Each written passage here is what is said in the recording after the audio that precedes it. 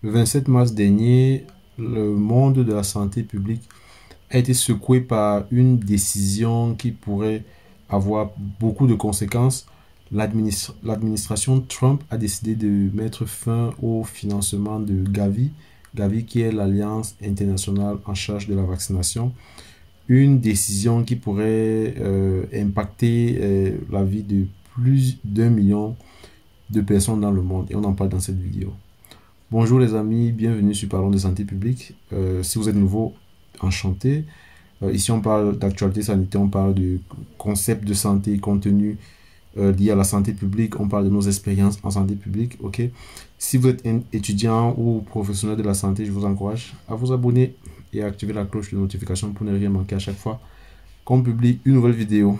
Alors, je profite également pour vous rappeler, si vous êtes chercheur ou étudiant et que vous souhaitez bénéficier de nos services, d'accompagnement dans la rédaction de vos travaux de recherche, analyse de vos données qualitatives ou quantitatives et la relecture, nous pouvons mettre à votre disposition un de nos spécialistes pour vous accompagner. Il suffit de nous écrire à notre adresse email qui se retrouve dans la description de cette vidéo. Alors, aujourd'hui, on parle d'une décision américaine qui est consécutive à plusieurs autres décisions qui ont été prises dans le passé dans le même sens au sujet de l'arrêt de financement américain. Cette fois-ci, il s'agit de Gavi. On avait parlé déjà de l'arrêt au niveau de CDC, le Centre de contrôle de la maladie. Et aujourd'hui, on parle de Gavi parce que le 27 mars dernier, on a eu cette décision-là. Gavi qui a été fondée dans les années 2000, qui est une organisation publique-privée basée à Genève, tout comme l'OMS, dont la mission est de fournir des vaccins aux enfants des pays les plus pauvres du monde. Ok.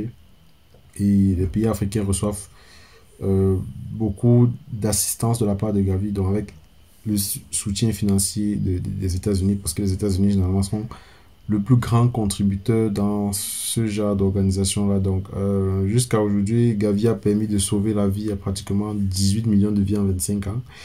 Vous imaginez le nombre. Cette décision, pourquoi est-ce qu'elle inquiète, pourquoi est-ce qu'elle préoccupe tant Déjà, la première raison, c'est qu'on aura un recul en termes de lutte contre les maladies infectieuses. Ok. Sans la contribution, les fonds qui parviennent grâce aux États-Unis, 75 millions d'enfants n'auraient pas pu recevoir les vaccins de routine pendant les 5 prochaines années. Vous imaginez, ne pas recevoir le vaccin, c'est être vulnérable face aux maladies, c'est prendre le risque donc d'être vulnérable aux potentielles épidémies qui pourraient déclencher. Donc, il y a des maladies comme la rougeole, comme la tuberculose qui sont très contagieuses, la polio, la fièvre jaune, qui auraient pu refaire surface s'il n'y avait pas eu ces financements-là. Donc, vous imaginez donc qu'on aura un recul historique dans la lutte contre les maladies infectieuses. Et dans le risque, la deuxième raison qu'on peut évoquer, c'est que le risque sera mondial. Il ne sera pas uniquement pour les pays pauvres parce que, comme vous pouvez bien l'imaginer, une épidémie qui sévit dans un coin du monde qui peut potentiellement affecter un autre coin du monde, étant donné les multiples transactions, les déplacements, les interactions qu'il y a aujourd'hui dans un monde qui est de plus en plus interconnecté. Donc, le risque est de plus en plus n'est pas seulement pour les pays pauvres, et c'est d'ailleurs le docteur David Ehrlichman, qui a fait mention de ça, et c'est véritablement vrai. Et on l'a bien remarqué pendant la pandémie à coronavirus que les maladies n'ont pas de frontières et il faudrait qu'on prenne cela en considération. Donc, le troisième élément qu'on peut évoquer ici, c'est au niveau de l'investissement qui a été fait, qui sera vraisemblablement ignoré. Chaque dollar investi dans la vaccination permet d'épargner, d'après les statistiques, près de 21 dollars en coût de soins. Donc, lorsqu'on prend un vaccin, lorsqu'on investit 1 dollar dans le vaccin, on épargne, on économise 21 dollars en termes de coût de soins, ce qui fait en sorte qu'on aura des décès évitables. Ok, on n'aura pas de décès, on va éviter donc les décès, le risque déjà de tomber malade et donc de décéder. Donc, selon l'université Johns Hopkins, les programmes de vaccination permettront d'économiser pratiquement 782 milliards de dollars, ok, sur la prochaine décennie dans près de 73 pays. Vous imaginez à quel point est-ce que la vaccination peut avoir beaucoup de, voilà, de significativité en termes de préservation de la vie, de limitation des décès. Donc il y a plusieurs réactions de la communauté scientifique, notamment au niveau de la directrice de Gavi, Sanya Nistar, qui a estimé que une coupure des fonds américains donc, aura un impact catastrophique sur la sécurité sanitaire mondiale. C'est tous les pays qui sont impactés, ok? Si vous écoutez cette vidéo dans un pays qui est plus ou moins préservé, qui n'a pas de problème d'épidémie en termes de maladies infectieuses, ok, ne soyez pas aussi rassurés. Le début d'une épidémie dans un pays peut avoir également un impact dans un autre pays. C'est l'histoire de la santé publique qui nous apprend ça.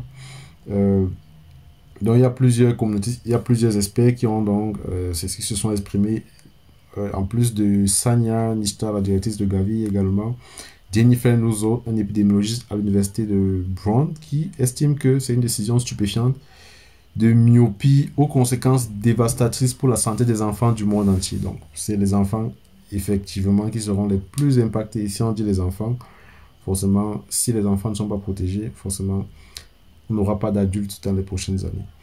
Également, on a le docteur Greg Spencer, médecin et survivant d'Ebola, qui estime que des enfants mourront et que cette décision est véritablement regrettable. Alors, ce que Gavi fait concrètement, c'est Gavi aide à vacciner plus de la moitié des enfants dans le monde, okay, notamment contre les maladies telles que le Covid-19, Ebola, le paludisme, la rage, la polio, le choléra, la tuberculose, la fièvre jaune. Et Gavi permet de maintenir dans des stocks mondiaux d'urgence, okay, en termes de vaccins pour des possibilités en cas voilà, de flambée épidémique. Donc, cette décision a été prise d'après le New York Times pour essayer de, voilà, stopper les financements étrangers. Okay? Ça, c'est une rupture qui a été voulue par l'administration Trump. Okay? On n'est pas surpris. C'est vrai que depuis que Trump était à campagne, c'est voilà, c'est ce qu'il avait proposé de faire. Okay? Je pense que ce serait naïf pour ceux qui sont tellement surpris. C'est les éléments que Trump avait mentionnés. Trump, à sa politique, c'est United States d'abord, les États-Unis d'abord. Et voilà, Donald Trump n'estime pas qu'il faudrait mettre autant de financement, accorder autant de financement aux organisations internationales, aux pays du monde entier. Selon lui, il faudrait stopper ces différents financements-là.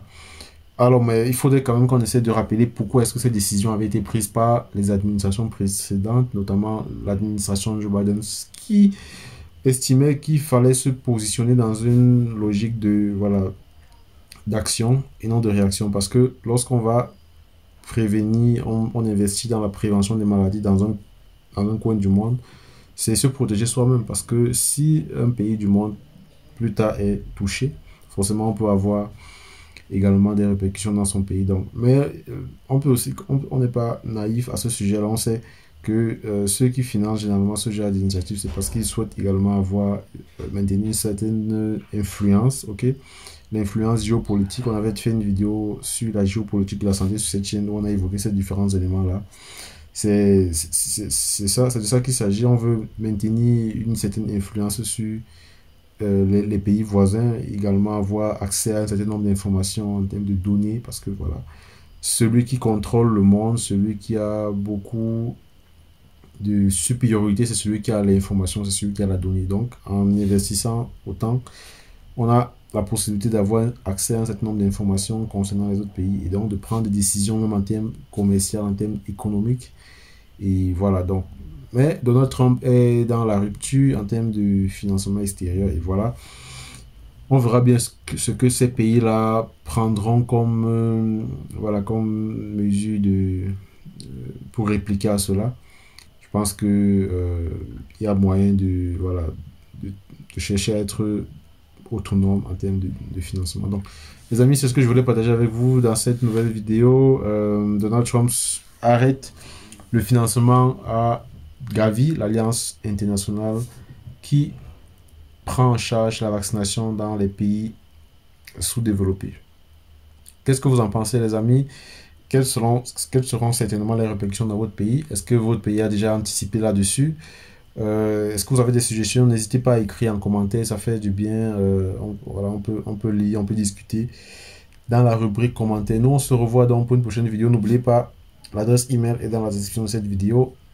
Si vous souhaitez recevoir nos services, nous allons mettre à votre disposition un de nos spécialistes. Et nous, on se revoit donc pour une prochaine vidéo. N'oubliez pas de liker la vidéo si elle vous a plu. Sentez-vous bien.